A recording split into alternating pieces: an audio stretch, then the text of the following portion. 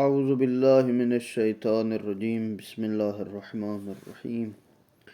آپ کی خدمت میں سورہ آل عمران کی آیت نمبر 153 تک ترجمہ اور مختصر سی تفسیر بیان کر چکے ہیں۔ اعوذ باللہ من الشیطان الرجیم، ثم انزل علیکم من بعد الغم امنة نعاسا یغشا طائفة منکم وطائفة قد أهمتهم أنفسهم يظنون بالله غير الحق ظن الجاهلية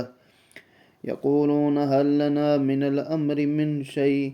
قل إن الأمر كله لله يخفون في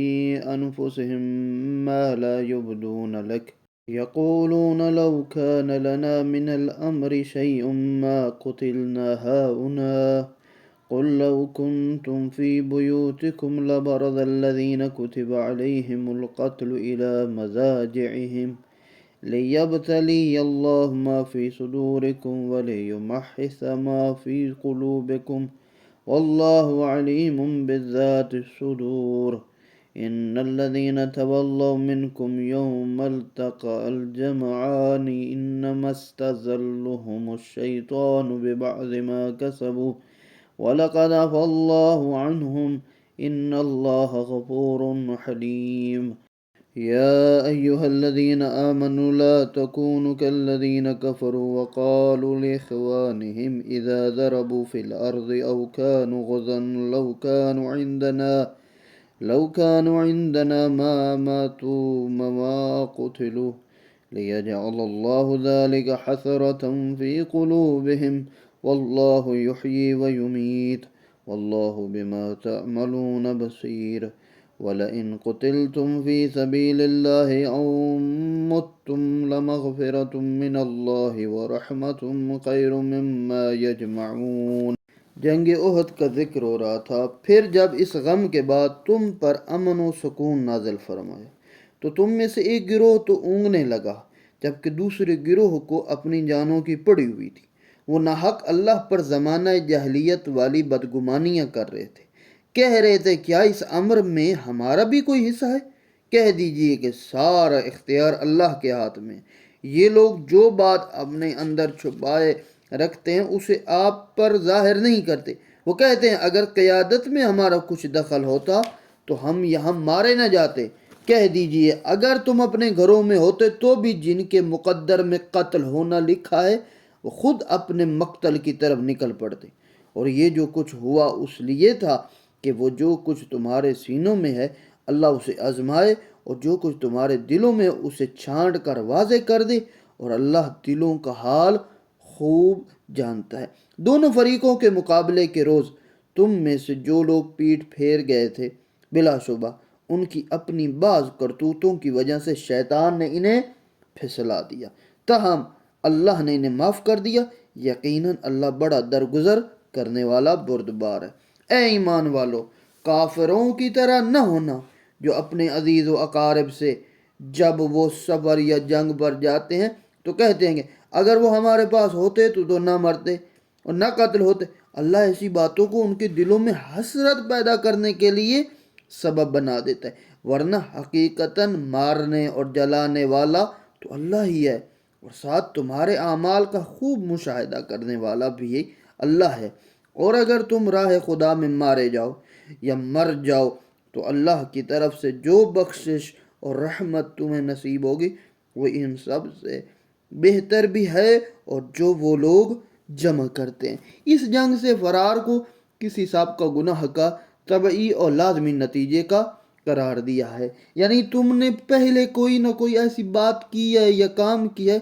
جس کی وجہ سے جنگ احد میں ایک ناکامی ہوئی ہے، اور اسی طرح اس کافرانہ سوچ کی طرف اشارہ کیا ہے جو بعض مسلمانوں کو ہوتی ہے جس کے تحت وہ رسول اللہ کو قتل کا ذمہ دار ٹھہراتے ہیں۔ چونکہ وہ موت اور قتل کا سبب سفر اور جنگ کو سمجھتے تھے اس لیے ان کے دلوں میں حسرت رہ گئی۔ اگر وہ سمجھتے کہ یہ اللہ کا فیصلہ ہے اور موت نے ہر صورت میں آنا تو حسرت نہ ہوتی۔ واضح رہے جنگ احد میں منافقین کی کوئی شرکت نہ تھی۔ عبداللہ بن ابی اپنے 300 افراد کے ساتھ جنگ سے پیچھے ہٹ گیا تھا، لہذا یہ آیت منافقین سے مربوط نہیں ہے۔ وَلَئِن مُتُّمْ أَوْ قُتِلْتُمْ لِإِلَى اللَّهِ تُحْشَرُونَ فَبِمَا رَحْمَةٍ مِّنَ اللَّهِ لِنتَ لَهُمْ وَلَوْ كُنتَ فَظًّا غَلِيظَ الْقَلْبِ لَانفَضُّوا مِنْ حَوْلِكَ فَاعْفُ عَنْهُمْ وَاسْتَغْفِرْ لَهُمْ وَشَاوِرْهُمْ فِي الْأَمْرِ فَإِذَا عَزَمْتَ فَتَوَكَّلْ عَلَى اللَّهِ إِنَّ اللَّهَ يُحِبُّ الْمُتَوَكِّلِينَ إِنْ يَنْصُرْكُمُ اللَّهُ فَلَا غَالِبَ لَكُمْ وَإِنْ يَخْذُلْكُمْ فَمَنْ ذَا الَّذِي يَنْصُرُكُمْ مِنْ بَعْدِهِ وَعَلَى اللَّهِ فَلْيَتَوَكَّلِ الْمُؤْمِنُونَ وَمَا كَانَ لِبَنِيٍّ أَنْ يَغُلَّ وَمَنْ يَغْلُلْ يَأْتِ بِمَا غَلَّ يَوْمَ الْقِيَامَةِ ثُمَّ تُوَفَّى كُلُّ نَفْسٍ مَا كَسَبَتْ وَهُمْ لَا يُظْلَمُونَ أَفَمَنِ اتَّبَعَ رِضْوَانَ اللَّهِ كَمَنْ بَاءَ بِسَخَطٍ مِّنَ اللَّهِ وَمَأْوَاهُ جَهَنَّمُ